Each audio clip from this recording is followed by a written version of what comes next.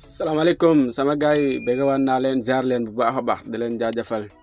di leen fàttali yéen a ngi seen biir canal Omzo TV officiel di wax ne bi dee gan nga si seen bi nga abonné te bés cloche de notification yi pour ngay bañ di manqué suñu yeneeni vidéo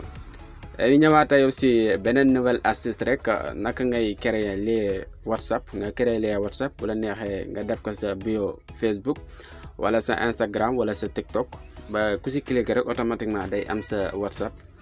dañuy ñëw wax la naka nga koy créer loolu nag boo ko bëggee dañ lay ñaan nga seetaan vidéo bi ba mu jeex début à la fin pour nga mën a xam naka la ñuy créer les WhatsApp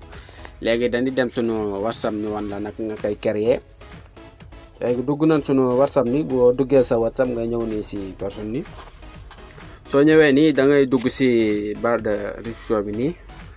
soo ñëwee pour nga créer ko da ngay def ci nga def h nga def 2t boo defee 2t nga def p nga def h s boo defee s ba pare nga def 2 points nii soo defee 2 points plus nga def 2 flèches nii waaw soo defee 2 flèches nga defaat def w nga def a nga def point boo defee point nga def m nga def e nga defaat flèche encore léegi def na lii ba pare non avant nga def e nga def flèche nii soo defee flèche léegi dañuy ñëw def sunu numéro sa numéro nag pour nga def ko da ngay def indicatif bi ba pare bi dee Sénégal mi 221 nga def plus nga def 221 on va léegi ñu dugal suñu numéro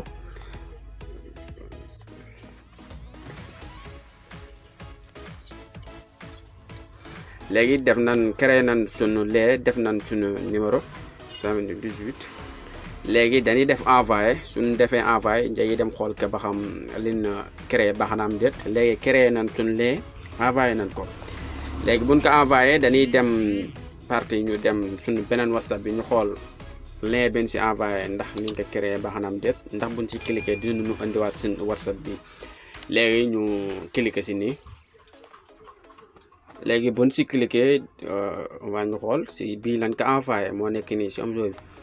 ñu cliquer si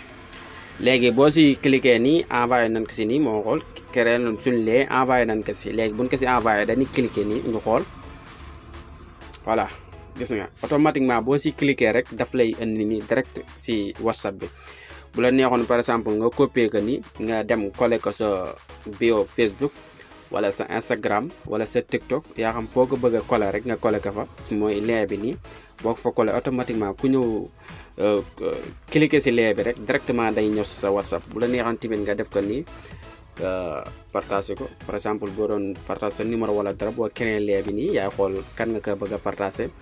automatiquement boo ko partager rek automatiquement moom bi si cliquer rek di ñëw si WhatsApp bi directement quoi.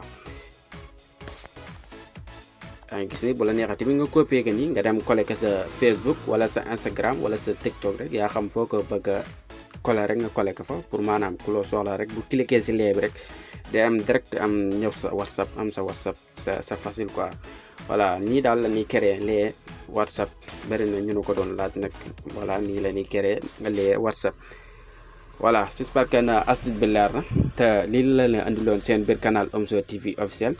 di wax na bi dee gan nga si seen bi tamit nga tombé si vidéo bi nga abonné te bés cloche de notification yi te ngeen wax nu seen gis-gis si